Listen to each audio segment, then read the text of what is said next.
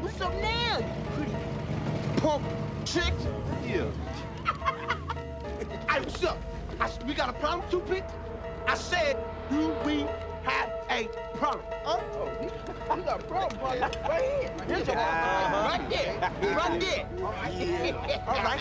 Play a little game. Right here. I said, do we have a problem? Huh? Oh, SSX Tricky. Now you better get your stank asses up out of here before I cause a nuclear holocaust up in here, fool. Well, let's go. Oh, come on now. Fool, it'll be Hiroshima and Nagasaki. Oh, let's go. That's right, boy. You better get on out of here. And don't come back. Huh?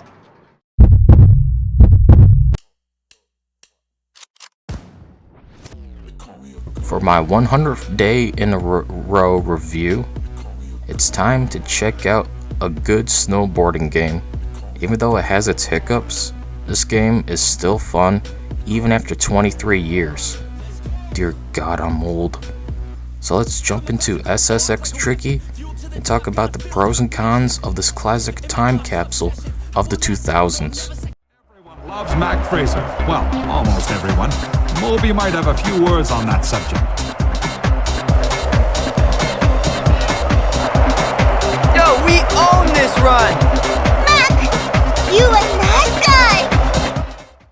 The game controls pretty well.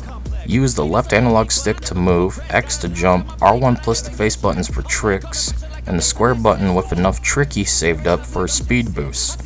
If you find yourself glitching out like I did majority of the time, or you fall off the course, you can press the select button for a reset, and that's the gist of the controls. Overall, it's pretty smooth.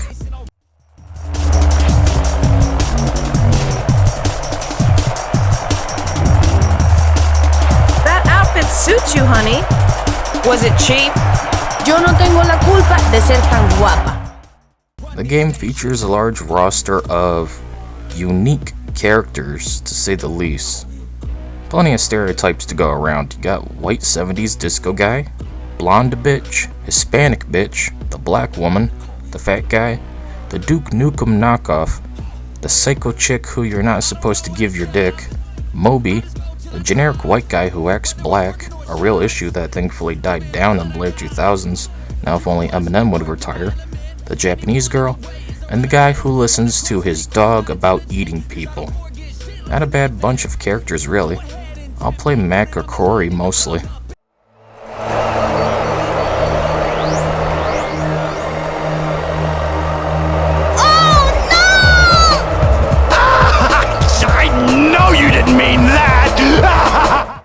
As for the levels, I haven't played them all, mostly because I got tired of the game after a while and used cheats to unlock everything because of the repetition, a topic for later.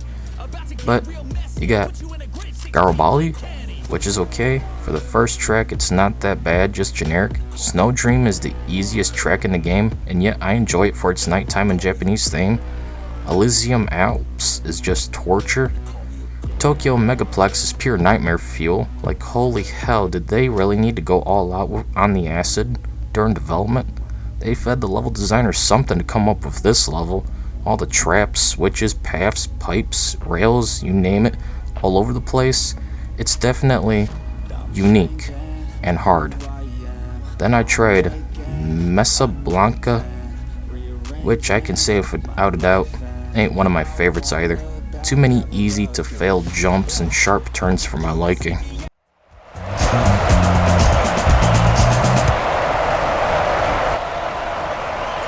Oh, that was pathetic. For the standard mode, you race downhill with several other racers. Try to get first place and pull off tricks along the way to gain speed boosts and points. I enjoy this mode more than Trick, unlike in Snowboard Racer 2. It's just more fun with others on the track, not to mention all the banter between people and their rival and friend scenes at the beginning and end really adds to this mode, which you don't get in Trick since you're all alone. Don't you dare try that stuff again! Why don't you just chill out?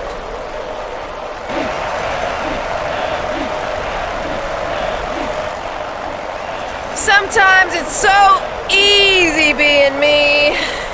Meanwhile, in trick mode, you're entirely on your own. You just spam tricks and try to get the right amount to win by the end of the track. It's nothing great, and I'm not a fan of the trick system here, as some jumps you make are too short and could cost you everything. It's nothing great, and I won't be returning to it. You did not qualify. Remember how earlier I talked repetition? Yeah, it's time to talk about it. You will get bored playing this game after a while. The tone and music can only entertain you for so long before you just don't want to play it anymore. After about 40 minutes of non-stop play, I found myself unable to continue. After 30 minutes, I just cheated to unlock everything, realizing the grind needed to even get one character, let alone a new board for one character in general. Not my cup of tea. Thankfully though, this being a PS2 era game, there were cheats and I used one to unlock all the characters, outfits, boards, and levels, which reignited interest in the game for me. But still, even then, I only added another 10 minutes of playtime before quitting. Besides the grind to unlock stuff, you also have the issue of 3 rounds per event in World Circuit, so you have to race the same track 3 times in a row, trying to get first place in each to win big in the end. Again, not my cup of tea. I'll stick to the single event option instead.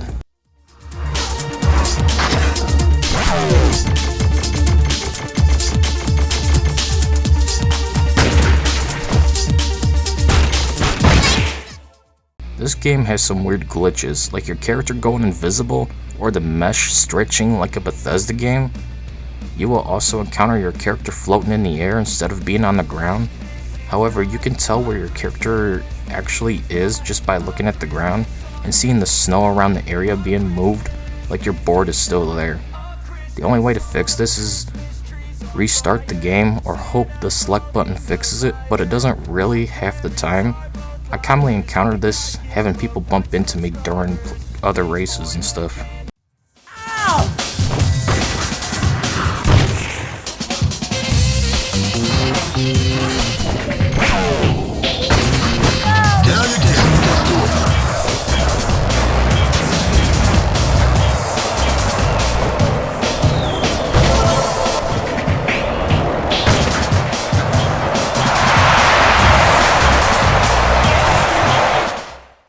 For a 2001 game, you can expect the pop culture tone and overall aesthetic to be foreign for today's snowflake PC culture far-left communist generation that wants everything for free and not having to work.